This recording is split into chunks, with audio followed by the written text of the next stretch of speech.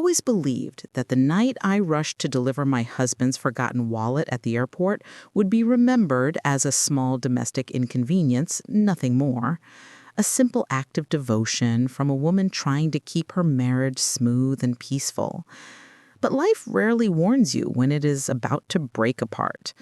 That night, precisely at midnight, everything that I thought I knew about love, loyalty, and safety was shattered in the backseat of a stranger's car. The moment my rideshare pulled up outside our gate, the quiet street felt almost frozen. I slipped into the backseat with Dre's wallet clutched in my hand, rehearsing how relieved he would be when I gave it to him. The driver, a middle-aged man with graying temples and a face carved by old worries, glanced at me in the mirror, but said nothing. His name on the app was Mr. Booker. I explained politely that we were heading to the domestic departures terminal. He nodded once and drove, the silence inside the sedan so heavy it felt intentional. No soft radio hum, no attempt at small talk, just the low hum of tires rolling across asphalt. At first, I didn't think anything of it. It was late. Drivers get tired. People want silence. I tapped my phone repeatedly, waiting for my husband to return my calls, but every attempt ended the same way, unanswered and unsettling. The message I texted him, "I found your wallet on my way to the airport," remained unread. I convinced myself his phone must be off or charging. Still, something felt wrong. Booker kept checking the mirrors, not casually, but obsessively, like he expected a storm to break behind us. Every few minutes, our eyes met in the reflection, and each time a thin thread of unease tugged at my spine. By the time the glowing lights of the airport shimmered into view, I exhaled in relief. At least I would find Dre there. At least this strange ride would end. But instead of pulling into the bright, busy curbside drop-off, Booker kept driving, slowly, to the farthest, darkest corner of the terminal's outer loop, a place where half the streetlights didn't even work, a place I had never seen anyone use. Before I could speak, the car stopped next to a massive concrete pillar. My hand went straight for the door handle, but nothing happened. The door refused to open. Every handle I tried remained locked. A cold wave flooded my chest. "Sir, open the door," I said, heartbeat pounding in my throat. He didn't look at me, didn't blink, didn't even breathe normally. In a voice that was too calm for the terror it carried, he said, "You are not getting out of this car. Not here. Please trust me. You'll understand in 5 minutes." 5 minutes. I didn't know it then, but those 5 minutes would rip apart everything I thought my life was built on. But those 5 minutes didn't just save my life. They exposed a betrayal deeper than anything I could have imagined.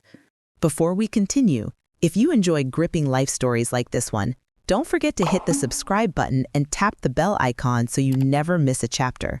Your support helps me bring more intense stories your way. The seconds inside that locked car felt like they were dripping instead of passing. My breaths grew short and sharp, panic scraping at my throat as the digital clock on the dashboard blinked toward the 1-minute mark.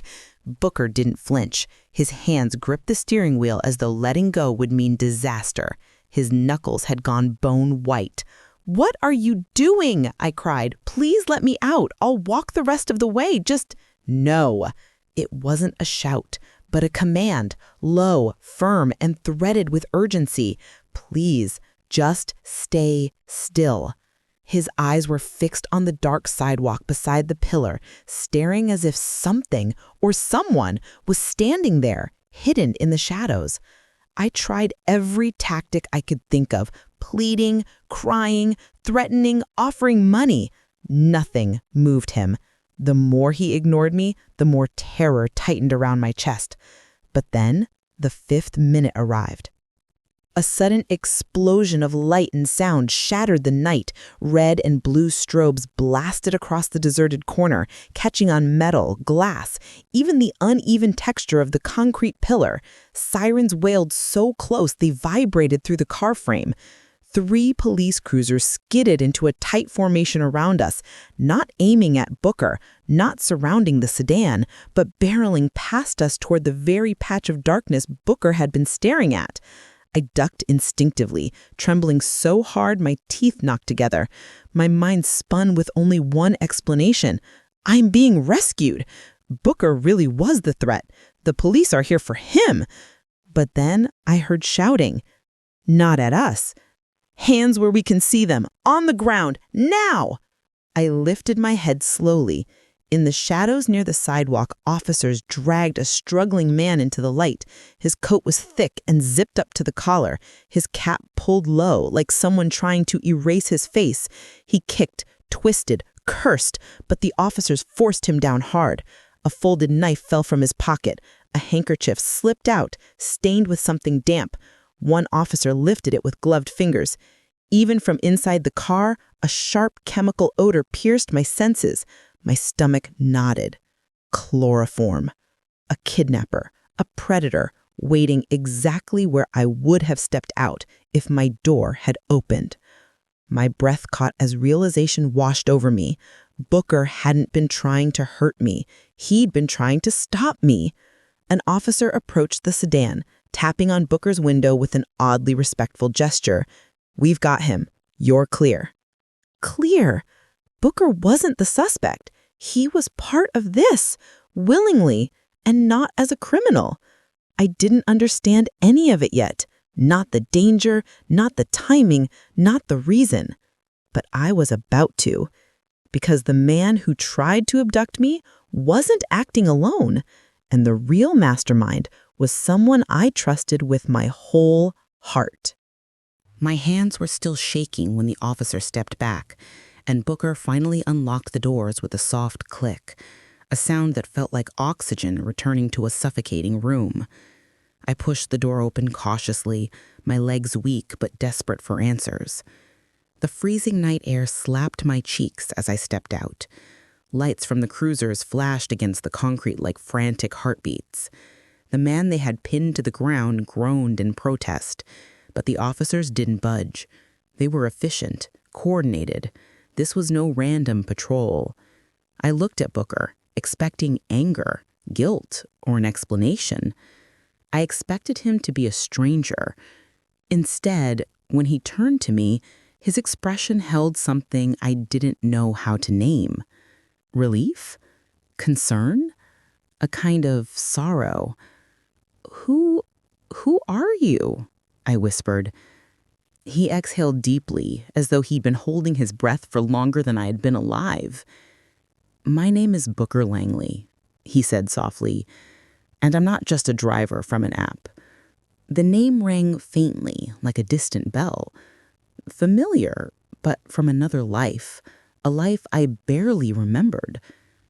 "You used to follow me around when you were little," he added with a tired smile. "I worked for your father, Miss Thera. I was his head of personal security." For a moment, the world went silent. My father, the man whose protection and discipline had shaped my childhood, his shadow still lingered over everything I did. I don't understand," I stammered. Why are you here? What does this have to do with him?" Booker glanced toward the arrested man before answering. "Your father asked me for one final favor before he passed, to keep an eye on you from afar, quietly, discreetly. He worried someone might get too close to you for the wrong reasons. He was right." He paused, long enough for a cold shiver to crawl up my spine. "Tonight," he continued, "I received information that someone had paid for you to be taken from the airport, alive but subdued. The kind of job that ends with you never being seen again." My stomach twisted. Who would want that?" I breathed. Booker didn't answer with words. Instead, he lifted his chin and pointed toward the bright glass facade of the terminal's second floor. I followed his gaze upward and saw them, my husband, Dre, pacing with a furious expression I had never seen on his face. He wasn't worried. He wasn't looking for me. His jaw was clenched, his hands shaking, his phone smashed on the floor beside him. And beside him, leaning on his arm as if it belonged to her, stood Kenna, my closest friend. Her red dress glowed beneath the terminal lights, elegant and unmistakably intimate. 2 suitcases stood at their feet, not business luggage, vacation luggage. Then Dre wrapped his arm around her waist, naturally, casually, as though he'd done it 100 times. Their eyes followed the flashing lights at the curb with something that wasn't confusion or fear. It was frustration, as if a plan had gone terribly, disastrously wrong. My pulse froze. My soul froze. The truth arrived, merciless and sharp. My husband and my best friend were waiting for me to be kidnapped. Booker's car felt different on the ride back. Not a confined space of fear anymore, but a dim, grim sanctuary where every breath scraped against the inside of my chest. I held my purse like it was holding me together. The road lights washed over the windows in a soft amber rhythm, and each passing beam felt like it peeled away another layer of the life I thought I knew. My husband and my best friend had stood side by side, furious when the police intervened. Their suitcases, their touch, their shared panic. How had I missed it? How long had they been weaving lies under my roof? I swallowed the lump in my throat and opened Dre's wallet again, hoping, foolishly, that maybe I was wrong. Maybe there was a misunderstanding, something redeemable, something human. But the moment my fingers brushed the stack of bills, something else slipped loose. A folded slip of paper tucked between the cash. Not a receipt, not a note. A plane ticket. A one-way trip abroad. 2 names printed clearly. Draymond Hale and Kenyatta Rhodes. My vision blurred. Booker kept his eyes on the road as he spoke, almost reading my silence. There's more. With trembling hands, I unfolded another paper he had spotted earlier but hadn't commented on. It was crisp, new, and printed with cold insurance company lettering. A life insurance policy. My name on the insured line, my husband's name typed in bold as the sole beneficiary. The amount was enough to fund a lifetime of luxury. The pieces snapped together with horrifying clarity. Dre didn't forget his wallet. He left it behind deliberately because he didn't need it. His passport and real travel documents were already in his pocket. The wallet was bait, a lure to drag me out into the night alone, exactly where his hired man could silence me and dispose of me like discarded luggage. A kidnapping wasn't the goal. My death was. A clean disappearance, a grieving widower, a payout, a life with Kenna, far away from the city where I would rot as a missing person statistic. My tears spilled silently, not loud, not frantic, but heavy and burning. Tears of betrayal, heartbreak, and humiliation. I pressed my hand to my mouth, stifling a sob that clawed its way up my throat. "How long?" I whispered. "How long has he planned this?" "Longer than you think, and with more detail than most criminals bother with." His words weren't meant to comfort. They were meant to wake me up. A different kind of heat rose inside me then, not the raw pain of heartbreak, something colder, sharper, made of iron and fire. Anger. Real anger. Not the emotional kind, the strategic kind. The kind that changes a person. Booker must have sensed it. His eyes flicked to the rearview mirror, meeting mine for the first time since we'd left the airport. What he saw must have told him everything. He needed to know. You can still win, but you'll need to be smarter than him, much smarter. And at that moment, I decided I wouldn't run. I wouldn't crumble. I wouldn't warn Dre. I would let him believe I was still the soft, blind woman he had molded me into, because that illusion would be his downfall. But Dre wasn't just a cheating husband. He was drowning in secrets that made him far more dangerous than I ever imagined. By the time Booker guided the sedan through the quiet streets toward my gated community, my tears had dried into something harsher. My eyes burned, but they were steady. I wasn't the same woman who had stepped into his car an hour before. Something inside me had snapped, but not in the way that breaks a person. It was the kind that reforges them. The night breeze brushed the windshield as Booker finally spoke. "There's something else you need to know. Something I found out months ago." I straightened. "What is it?" He hesitated, not because he doubted the truth, but because he knew how deeply it would cut. "Your husband," he said slowly, "is in heavy debt to illegal gambling operations. Very heavy. Nearly $200,000. The number almost knocked the wind from me. Dre had always presented himself as a disciplined businessman, responsible, ambitious, organized, the man who budgeted our groceries down to the cent, the man who preached financial caution. I blinked. He never told me. He never... Of course not, Booker cut in gently. Because the money he used to pay some of that debt didn't come from him. It came from you. My pulse thudded painfully. He continued, "He's been moving assets around for months, small amounts, here and there, subtle transfers from your joint account, pawned properties you inherited, all masked behind business excuses and urgent opportunities. He's been bleeding you dry without you realizing." I pressed my hand to my forehead. The memory of every lie Dre had told sharpened. Every delayed project, every blocked client, every unexpected expense. I had believed him. I had comforted him. I even apologized for asking questions. Shame stung like acid. Booker's voice softened. "Your father tried to warn you, Zira. He told me once that a charming man can be the most dangerous kind, especially when he smiles while robbing you." Tears welled again, not for Dre this time, but for my father, for ignoring the instincts he had trained into me, for letting love blind me until I couldn't see my own reality. But the shock wasn't over. "Look inside the wallet again," Booker instructed. With trembling fingers, I searched another hidden slot, one I'd overlooked. I found a legal document folded so tightly it was nearly invisible. A property transfer form. My heart seized. It was a power of attorney supposedly signed by me, giving Dre full control of my family home and one of our most valuable commercial estates.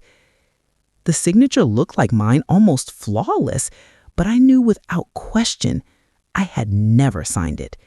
Forgery. Premeditated theft.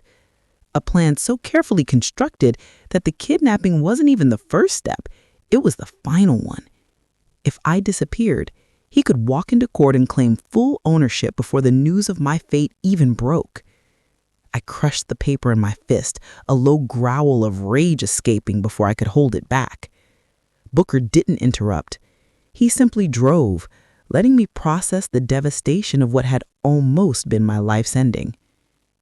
When we finally reached the community gate, he turned off the headlights so our arrival would go unnoticed. Before I left the car, he handed me a small device, a tiny microphone no bigger than a button. He said, "Hide it somewhere he won't look. You'll need evidence, and he will slip up." Evidence. Proof.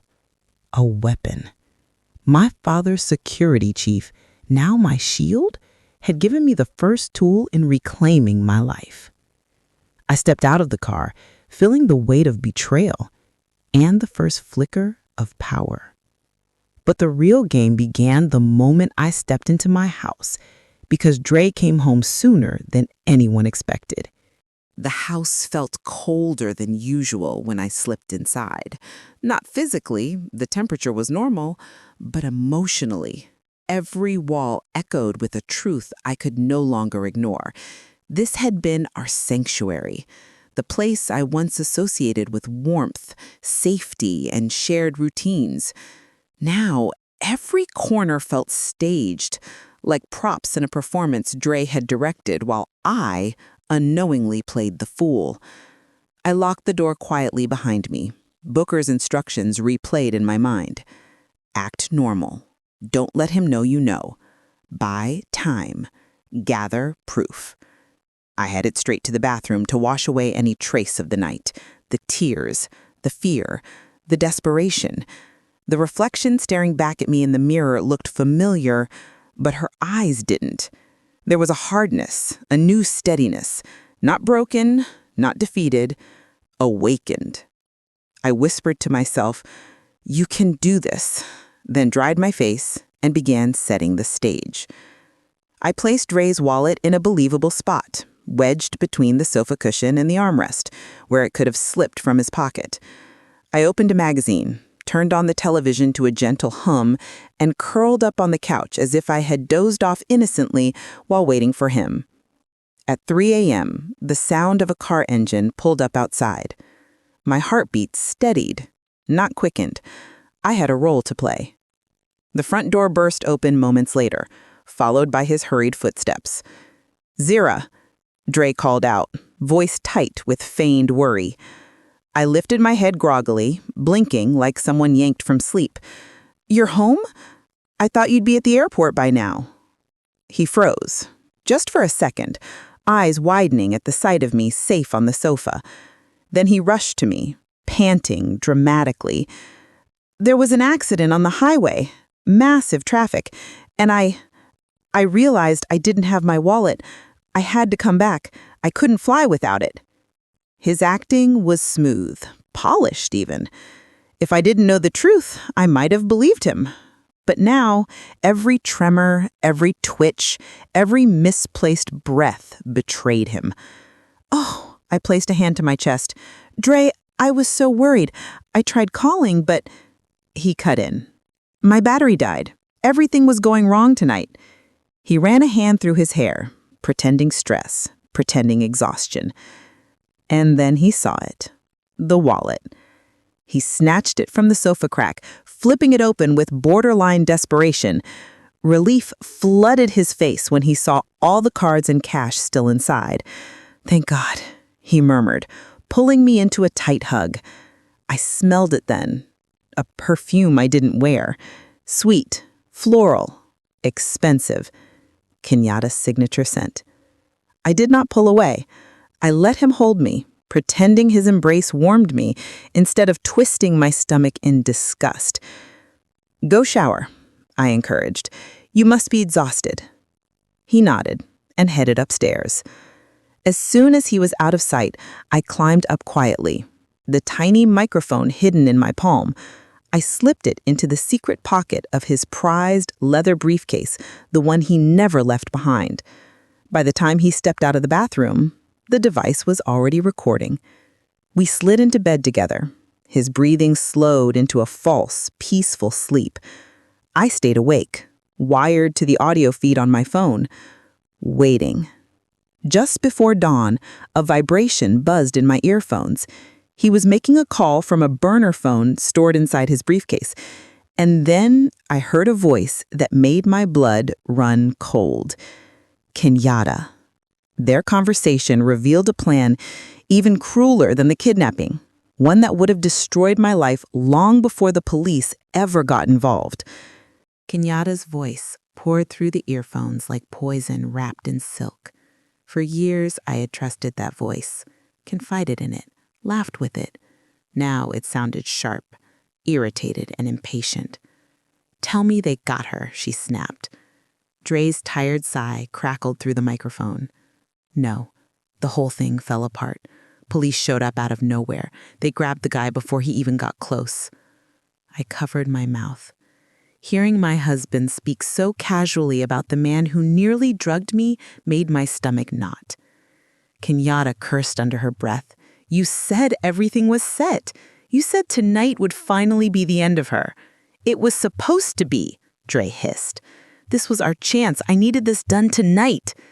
He sounded desperate, frantic in a way I'd never heard. Not out of fear for me, but fear for himself. What about the debt? Kenyatta whispered. Don't they expect the money tomorrow? Yes, Dre muttered. And if I don't pay, they'll come after me. The boss already sent people to my office. If they show up here... His voice trailed off in dread. The pieces snapped together, each more horrific than the last. This wasn't a crime of passion or a moment of weakness. This was survival, his survival, at the cost of my life. Kenyatta exhaled shakily. We need another plan. There is another plan, Dre replied quickly. The warehouse, the old textile place. You said her father kept valuables there. If we get Zero to give us the code... She's not stupid, Kenyatta cut in. She's emotional, but she's not naive enough to hand over a safe combination. A bitter laugh escaped Dre. Trust me, she still believes I love her. I can make her talk.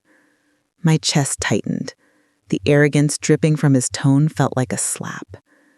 Then do it, Kenyatta urged. Tomorrow, bring her gifts. Make her think you care.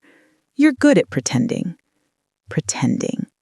She said it so easily, as if my entire marriage had been a performance he'd been rehearsing for years. And if that doesn't work, Dre asked, voice dropping into something darker. Kenyatta paused, then whispered, We can force her. Fear changes people. Pain changes people. As long as we get the signatures before her family finds out, we're good. Every word burned like acid down my spine. Pain? Force? Signatures? They weren't just planning to kill me anymore. They were willing to torture me for access to properties, accounts, and assets that should have never been theirs. I ended the recording, hands trembling but controlled. Rage simmered beneath my skin. Not a wild, explosive rage, but a cold, strategizing fury. The type my father had warned me about. The type that could dismantle an entire empire of lies. By sunrise, I had already packed a small backpack with essential documents and called Booker. He arrived within minutes, as if he had been waiting for my message. In the discreet safety of his car, I told him everything I heard. His jaw tightened. Then it's time we protect what's yours before he makes another move. By noon, we had frozen accounts, secured legal protections, and placed safeguards around every major asset. By evening, I was back home, preparing to play the role Dre expected, the clueless, forgiving wife. He arrived early, with roses, gifts, and too much charm. He didn't know that the game had already shifted. And that night, during a dinner I orchestrated, I would trap both him and Kenyatta with a single, devastating lie. That evening, my house transformed into a stage, and every detail was a prop in the performance I was about to deliver. I set the table with the finest china, lit gentle candles, and plated a dinner so elegant it could have passed for an anniversary celebration. Nothing about the setup suggested betrayal or impending war. That was the point. At 8 p.m. sharp, the doorbell chimed. I inhaled, smoothed my burgundy dress, and opened the door. Kenyatta stood on the threshold, wearing a tight, glamorous dress, obviously chosen to provoke comparison. Her smile was bright, too bright, and her hug too warm for someone who had whispered about torturing me hours earlier. I hugged back just as warmly, hiding the tremor of disgust that wanted to rise up my throat. Dre followed behind her, holding a bottle of wine and his rehearsed grin. "You look beautiful," he cooed. I touched his arm with a gentle smile, pretending to melt into the flattery, pretending to be the woman he believed I still was. Dinner began pleasantly enough. Small talk, shallow compliments, the delicate clinking of cutlery. But beneath the politeness lurked an electricity none of us could ignore. Dre and Kenyatta exchanged nervous glances when they thought I wasn't watching. The guilt was thinly veiled, shimmering in their eyes like a secret begging to spill. Halfway through the meal, I placed my fork down and wiped my lips with a steady hand. "I had the strangest dream last night," I murmured. Dre looked up, mid-chew. "A dream?" Kenyatta's hand trembled, ever so slightly, as she reached for her wine glass. "Yes," I said softly. "It felt so real. I woke up drenched in sweat." I paused for effect. In the dream, there was a wealthy woman. She had a charming husband and a devoted best friend. My eyes flicked between them. But secretly, they were plotting to get rid of her. Dre nearly choked on his food. Kenyatta's face blanched. "Oh, no. That's such a vivid imagination." "It was," I agreed, "especially the part where the husband faked a work trip and left his wallet behind, or when a man waited at the airport with chloroform. And the vitamins he bought her? They weren't vitamins." The room froze. Dre's fork slipped from his hand. Kenyatta stared at me like she'd seen a ghost. My voice softened into a brittle laugh. "But of course, it was only a dream, a silly dream. Neither of you would do anything so despicable." They didn't breathe. And then I delivered the blow that cracked their scheme in half. That dream made me realize how fragile life is. So today, I updated my will. If anything happens to me, especially anything sudden, every single one of my assets will go to charity. Dre's jaw clenched. Kenyatta's eyes widened in naked panic. "Isn't that wonderful?" I asked sweetly. "Giving everything to children in need." Neither answered. Their plan to benefit from my death destroyed in one sentence. Behind me, a tiny hidden camera's recording light blinked, capturing their faces as they crumbled. But cornered animals become dangerous, and the next day, Dre's desperation pushed him into planning something far more violent. The dinner ended in a silence so thick it felt suffocating. Dre and Kenyatta excused themselves as soon as they could, inventing some flimsy reason about an early meeting. I watched from the window as they hurried to their separate cars, their stiff movements revealing the panic boiling inside them. The moment they were gone, my phone buzzed. A message from Booker. Camera feed received. Their reactions were perfect. Prepare for escalation. He was right. People like Dre do not fold quietly. When a plan collapses, they don't retreat. They scramble, clawing at the edges of survival, even if it means sinking deeper into darkness. And that is exactly what he did. Several miles away, inside Kenyatta's tiny, secret apartment, which I now knew was their hideout, Dre paced the living room like a man being chased by invisible wolves. His phone kept vibrating with messages from unknown numbers, each more threatening than the last. Kenyatta sat on the couch, arms folded, legs shaking restlessly. "You told me this would be simple.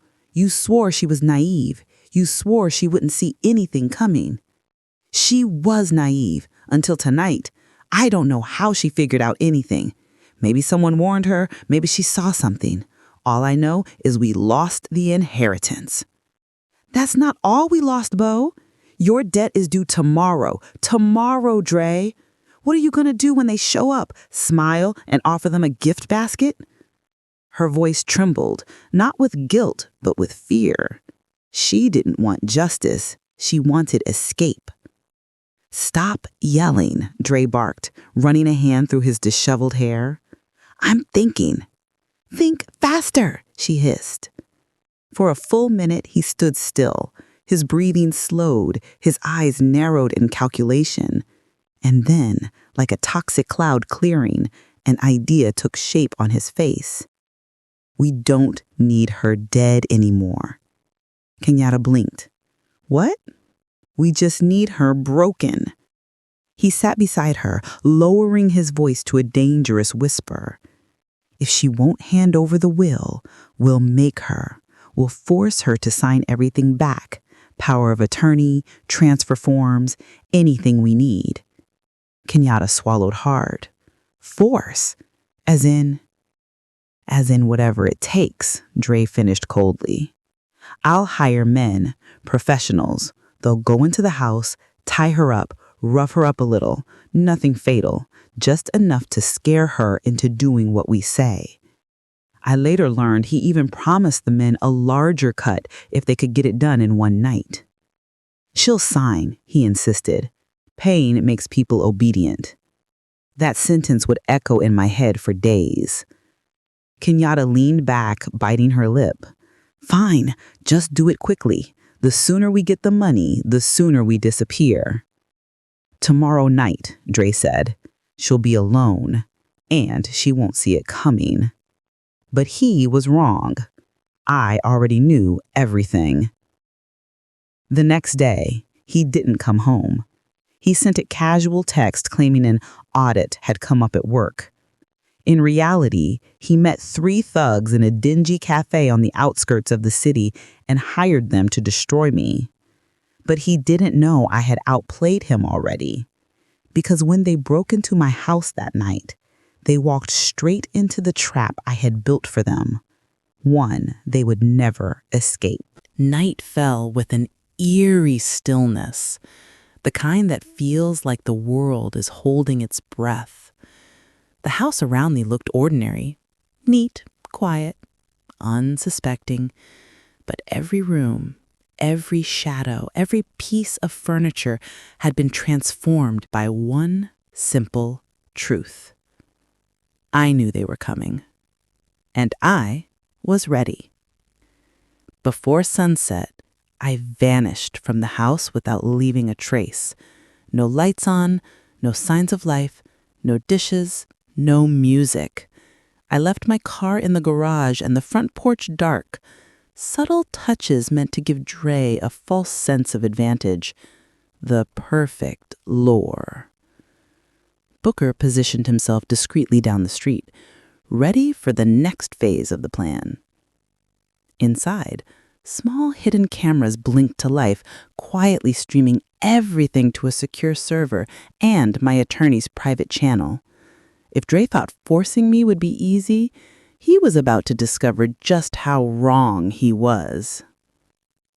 At nearly 9:30 p.m., a van with tinted windows rolled to a stop outside my home. The street was empty, silent, exactly the environment their scheme required. Dre and Kenyatta stepped out first, their faces tight with panic masking itself as determination. Behind them emerged 3 bulky men dressed in hoodies and gloves, each carrying tools meant for destruction, not construction.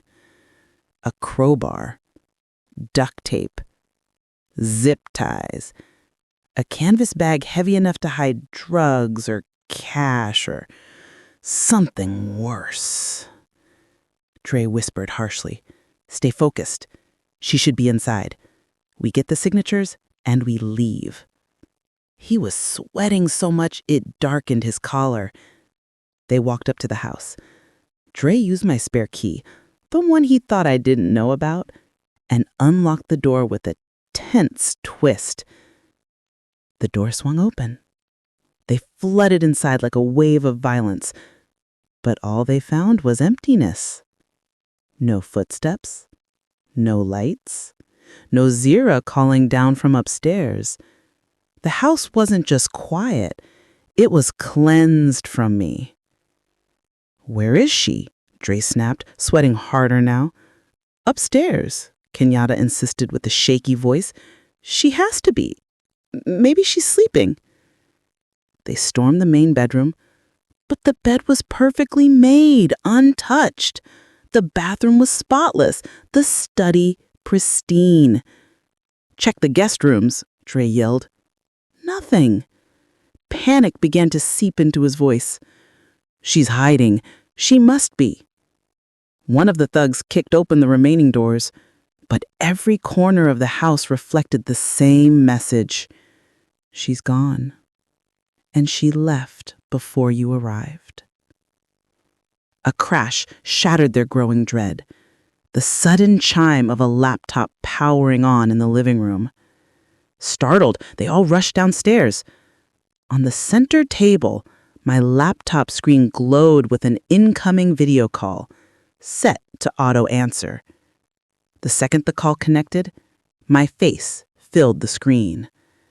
I was sitting calmly in an unfamiliar room, wearing a dark hijab, my expression composed. No fear, no tears, just quiet, controlled resolve. Dre lurched toward the screen. "Where are you? Come home right now!" I didn't blink. I didn't flinch. I didn't even raise my voice. Instead, I lifted a finger and tapped a small icon in the corner of the video, the live stream symbol. Viewer numbers were increasing rapidly.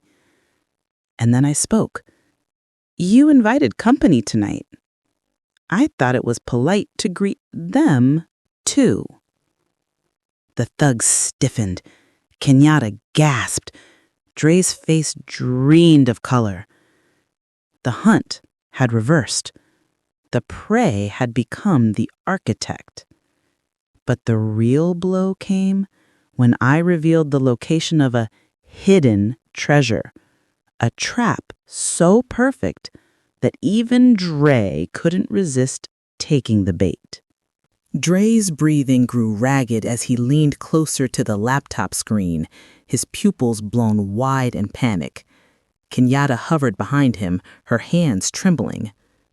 The hired men exchanged uneasy glances. Criminals or not, even they sensed the shift in power. My voice was steady, almost gentle. "Before you do something reckless, let me explain what's happening." I let the silence stretch long enough to make them sweat. This house is being streamed live to my lawyer and several law enforcement contacts. Every camera you didn't notice, they're all on. One wrong move, and this goes public in seconds. Dre stumbled back a step. You wouldn't dare." "I've already dared enough for both of us," I replied. His jaw clenched. Kenyatta clutched his arm like a sinking person grabbing driftwood. "What do you want?" she demanded. I let my expression soften, falsely. "To make an offer." Their faces shifted with cautious hope, the pathetic kind greedy people wear when they think salvation is within reach. "I know about the debt, the threats, the deadline. I don't intend to let those men kill you, Dre, not even after everything you did." His eyes narrowed in confusion. Why would you help me?" "Because I'm not like you," I answered simply. He lowered his gaze, shame flickering for the first time, or perhaps just disbelief that kindness could still exist in a woman he tried to destroy. I leaned closer to the camera. "My father left me more than businesses and property. He left me something unregistered, something liquid, something that could solve your debt completely." Greed snapped them back to life. "How much?" Dre demanded. "Enough. Far more than what you owe." Even the thugs perked up now. Kenyatta stepped forward. "Where is it?" I paused, then delivered the bait with calm precision. "In the old textile warehouse my father owned, the one at the edge of the industrial district. No one uses it anymore, but in the back section, under the concrete floor where machine number 7 once stood, there's a buried safe." Dre exchanged a quick glance with Kenyatta. I could almost see their thoughts. It's hers, it's cash, it's untraceable. "And the code?" he asked breathlessly. I pretended to hesitate before giving them exactly what they wanted. Reverse of our wedding date. The moment the words left my mouth, I knew I had them. Hooked. Dre nodded vigorously. We're going. We'll find it. When we do, we're gone, out of your life. That, I said with a thin smile, is the idea. He slammed the laptop shut, cutting the call. They scrambled out of the house, barking orders, gathering tools, rushing to the van like hyenas chasing a carcass. Their minds saw only money, salvation, escape. They didn't notice the car trailing behind them as they sped into the night. Booker's black sedan, and me inside it. Their greed guided them right where I needed them to go, straight into their own grave. Because what they dug up in that warehouse wasn't treasure. It was the evidence that would end them forever. The warehouse stood like a forgotten skeleton on the edge of the industrial district. Rusted beams, broken windows, and silence thick enough to swallow sound. It was the perfect place for secrets to die or be unearthed. Booker parked our car at a distance where shadows swallowed us whole. From our vantage point, we watched the van screech to a halt in front of the warehouse. The doors flew open. Dre jumped out first, practically vibrating with greedy adrenaline. Kenyatta followed, wrapped tightly in her coat, her eyes darting nervously around as if the darkness itself might expose her. Behind them, the three hired men unloaded crowbars, drills, and a hydraulic jack. They rushed inside, their footsteps echoing through the hollow building. Booker glanced at me. "You're sure you want to watch this?" "Yes," I said, my voice steady. "I want to see the moment they realize they've destroyed themselves." Inside the warehouse, the group spread out with shaky flashlights, their beams cut through dust that had settled for years, revealing old machinery and cracked floors. Dre led the charge, practically sprinting toward the far back. "There," he said breathlessly, pointing. "Machine 7 used to be here." They knelt by the concrete floor. Kenyatta tapped it with her heel. "It sounds hollow." "It isn't, but that won't matter," one of the thugs muttered. They fired up a portable drill, sparks flying as metal bit into concrete. The noise echoed violently, shards scattering around them. Dre paced like a feverish animal, checking his watch, muttering about debts, freedom, paradise. 10 minutes passed, then 15, then 20. Sweat poured down their faces, the smell of burning concrete thickened the air. Finally, the concrete chunk broke apart with a crack. Kenyatta gasped. Dre dropped to his knees. A metal box lay embedded in the dirt, old, rusted, exactly the color of hope to desperate people. "That's it," Dre cried, voice cracking. "We're saved!" One of the thugs pried it open with a crowbar, grunting as metal scraped against metal. The lid popped. They froze. Inside the box was no money, no jewels, no bonds, only a thick stack of documents wrapped in preserved plastic. Dre snatched them out, flipping through frantically. His face drained. No, this can't be, this." Kenyatta grabbed a handful of the papers, scanning them with trembling hands. Her knees buckled. They weren't valuables. They were confessions, evidence, receipts, statements, photos, records. Every shady transfer, every forged signature, every illegal move Dre had made behind my back. Property theft outlines, fraudulent drafts, even recordings transcribed from his private calls. Everything needed to imprison him, neatly organized. And on top, A single note written in my father's handwriting. If she ever needs it. Kenyatta dropped the papers like they burned her skin. One of the thugs cursed under his breath. "You tricked us. There's no money." Dre stumbled backward, the truth slamming into him harder than any punch. "She set us up! She set us up!" Their panic rose to chaos, and in that moment of unraveling, Booker whispered into his radio, "Move in." As the sound of approaching sirens filled the night, Dre grabbed the metal box in a last pathetic act of desperation. But it was too late, because the real confrontation didn't happen in the warehouse. It happened when Dre saw me step out from the shadows. The sirens weren't close yet, but their distant echo rolled across the empty district like a warning bell, one that tightened every muscle in Dre's body. He spun in frantic circles inside the warehouse, clutching the metal evidence box to his chest like a lifeline, even though it was the very thing sealing his downfall. "Grab the papers," he barked at the thugs. "We can still fix this. We can burn them." But none of the men moved.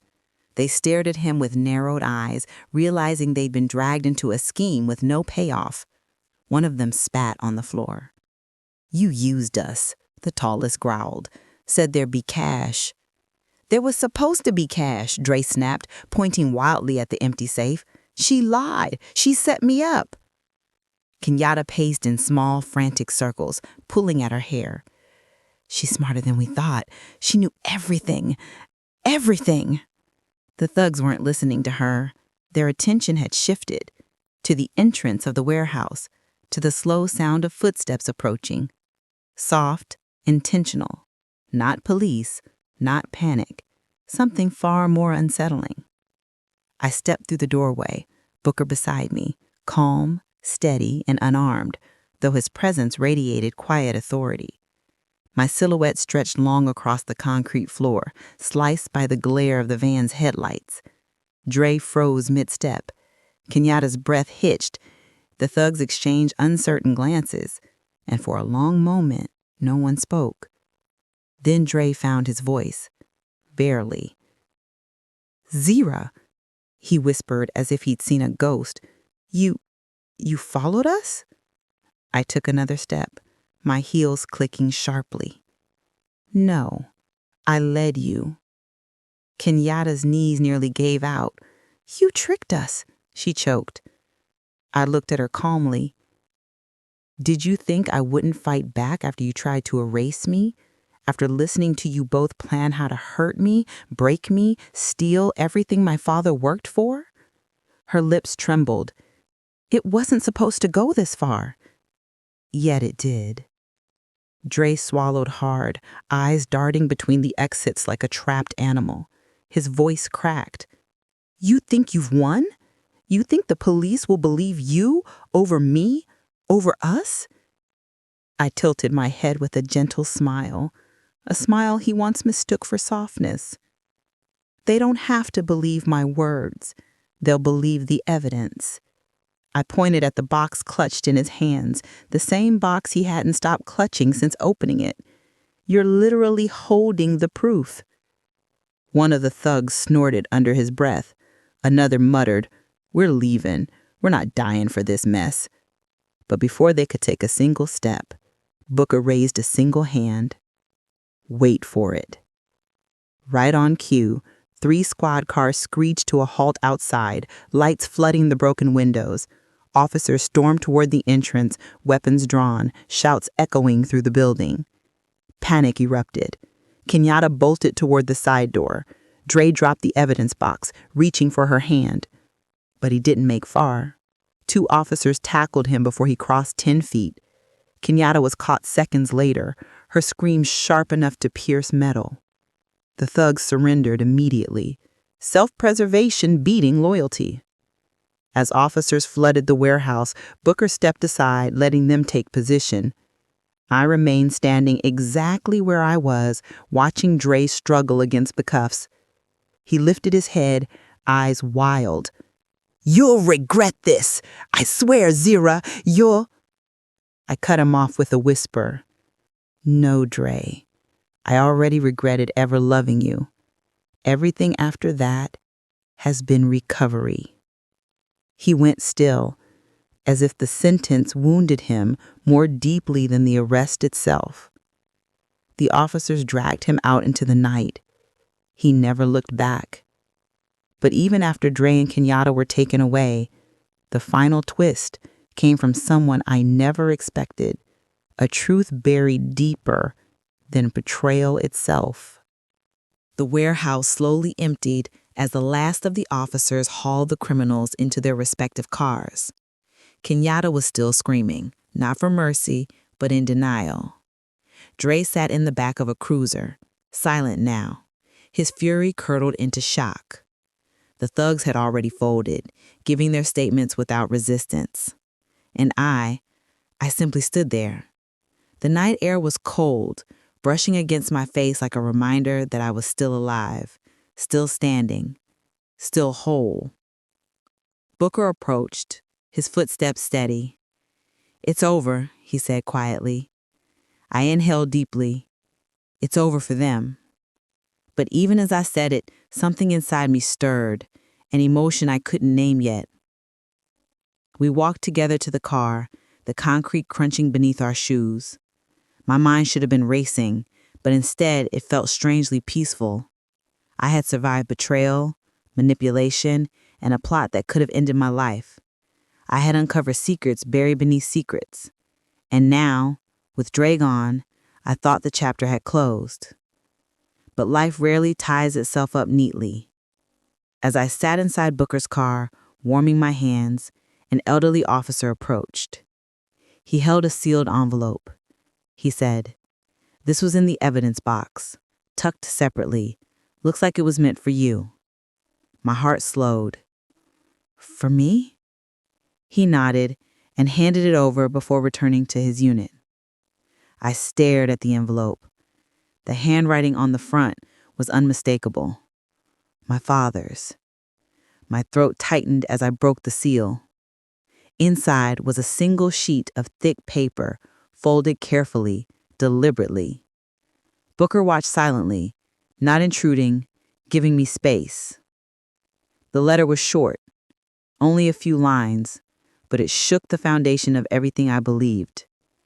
"My Zara, if you are reading this, it means the danger I foresaw has reached you. There is something you must know. Dre was not the first to target our family's wealth, and he will not be the last. There are people connected to your mother's past, powerful people, who will come for you when they learn you are the last heir. Do not trust blood you do not know. Some inheritances are more dangerous than enemies." My pulse thudded. "My mother's past," I whispered. I had grown up believing she died peacefully when I was very young. My father rarely spoke of her. I assumed it was grief or respect. But this letter suggested something darker, something hidden, something unfinished. Booker leaned slightly toward me. "What does it say?" I handed the letter to him with trembling fingers. As he read, his brows drew together in a way I had never seen before. Not fear, not confusion, but recognition. "Booker," I said slowly, "you know something." He didn't answer immediately. Instead, he folded the letter and met my gaze with the heaviness that settled in the air like smoke. "There are things about your mother's life that your father never shared, and he asked me years ago to protect you if those shadows ever resurfaced." I felt the ground shift beneath me. "Shadows? What shadows?" Booker exhaled deeply. "Your mother wasn't who you think she was, and the people tied to her, they're still alive, and they don't forget." The chill that swept through me then was sharper than any betrayal Dre had delivered. Because Dre and Kenyatta were just the beginning. There was a much darker story waiting for me, one written long before I was old enough to understand danger. My marriage tried to kill me. But now, my bloodline might. Just say continue the story if you want the sequel.